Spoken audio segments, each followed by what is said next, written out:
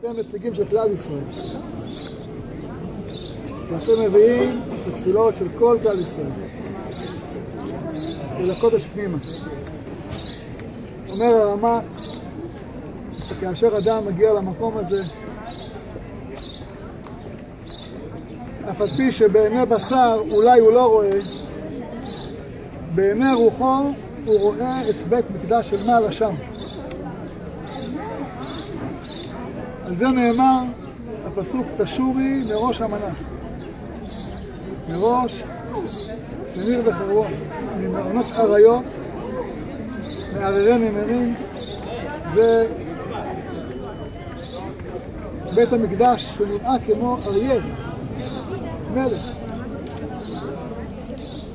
ועל כן, שרבי עקיבא ראה את השואלים, הוא הלך לשואלים זה רק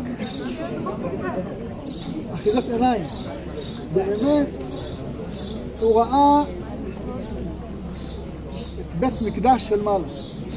וצחק. הגמרא אומרת שרבותיו שאלו אותו, אתם מכירים? בסוף אמרו לו, אתה צודק. ניחמתנו רבנו, ניחמתנו רבנו. והגמרא מספרת לנו את זה, כדי שגם אנחנו נלמד מהם. כשאנחנו עולים למעלה, אנחנו כמו רבי עקיבא.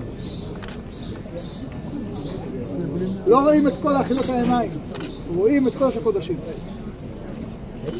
לא רואים את כל העשן, תכלת, העשן תכלת. אלא רואים את השכינה. ומתפללים שיהיה בית לשכינה. אמן. שיהיה הבית הגדול והקדוש שנקרא שמך עליו. שיהיה המקום שהופך את הלב של כל העולם כולו. שהופך אותם ולא יישא גוי אל גוי חרב. שהופך אותם ולא ימריאו מלחמה. שהופך אותם ומתוך הרשעות שלהם מתהפכים ונהרו אליו כל הגויים.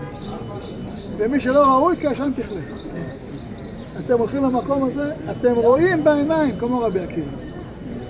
אתם רואים בעיניים בית מקדש בנוי. אתם רואים בעיניים בית מקדש של מעלה.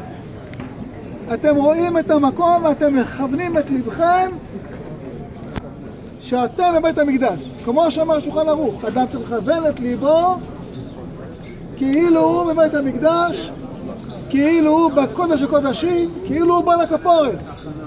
כך צריך לראות. זה צריך לראות את עצמו. בתוך המציאות הרוחנית נגיע גם למציאות הממשית, הפיזית, למטה מעשרה צמחים במהרה, אמן ואמן. אמן. חג שמח.